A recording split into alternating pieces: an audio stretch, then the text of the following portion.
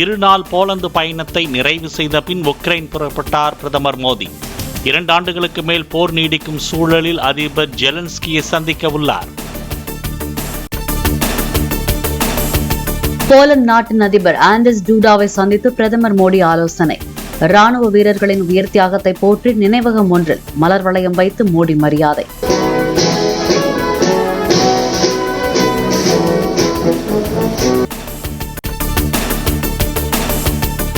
Poland kabaddi கூட்டமைப்பு தலைவர் பிரதமர் மோடியுடன் சந்திப்பு. ஒலிம்பிக் போட்டிகளில் கபடியை இணைக்க பிரதமர் மோடி முயற்சிகளை மேற்கொள்ள கோரிக்கை. பிரதமர் மோடியின் உக்ரைன் பயணம் போரை முடிவுக்கு கொண்டுவர உதவும் என ஐநா பொதுச் செயலாளர் ஆண்டோனியோ குட்டெரஸ் நம்பிக்கை. ரஷ்யா உக்ரைன் மோதல்களுக்கு மத்தியில் அமைதி சார்ந்த முயற்சிகளை முன்னெடுப்பதற்கு மேலும் வலு சேர்க்கும் என்றும் கருத்து. கலைஞர் கருணாநிதியின் நூல்கள் அனைத்தும் நூல் உரிமை தொகையின்றி நாட்டுடைமையாக்கப்படுகின்றன. முதலமைச்சர் மு.க. ஸ்டாலின் அறிவிப்பு. தமிழக வெற்றிக் கழகத்தின் கொடியை அறிமுகம் செய்தார் கட்சியின் தலைவர் விஜய். பனையூரில் உள்ள தலைமை அலுவலகத்தில் கல்வெட்டை திறந்து வைத்து கம்பத்தில் கட்சி கொடியை ஏற்றிய விஜய்.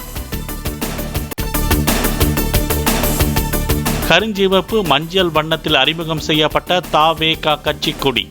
கட்சி கொடியில் 2 போர் யானைகளுக்கு நடுவில் வெற்றியை குறிக்கும் வாகைப்பூவும் இடம்பெற்றது. தமிழக வெற்றிக் கழக கட்சி கொடி அறிமுக விழாவில் நிகழ்ச்சியுடன் கண் கலங்கிய தலைவர் விஜய். விஜயின் அருகில் உட்கார்ந்திருந்த புசை ஆனந்த கண்ணீர்.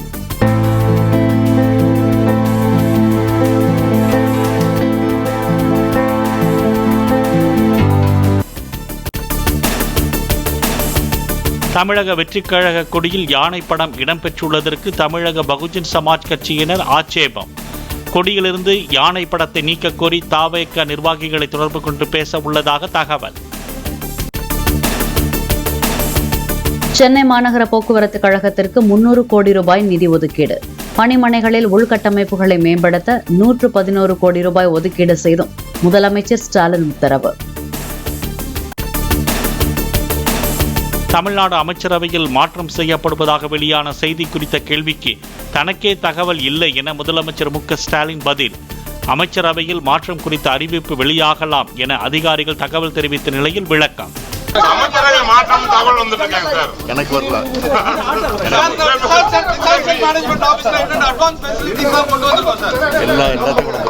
எல்லா வசதியும் கொண்டு வரோம். இன்னும் என்னென்ன தேவைப்படுமோ அதையும் கொண்டு வர போறோம். சேலம் அருகே இளம்பிள்ளை பகுதியில் உள்ள தீப்பாஞ்சம்மன் கோயில் கும்பாபிஷேகம்.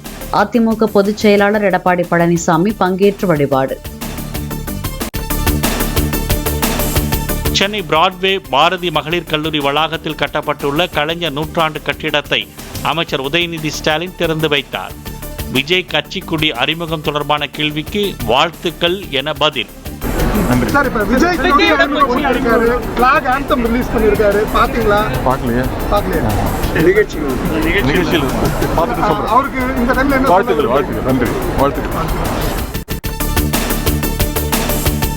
செல்லூரை தாண்டினால் செல்லூர் ராஜுவை யாருக்கும் தெரியாது என அண்ணாமலை விமர்சனம்.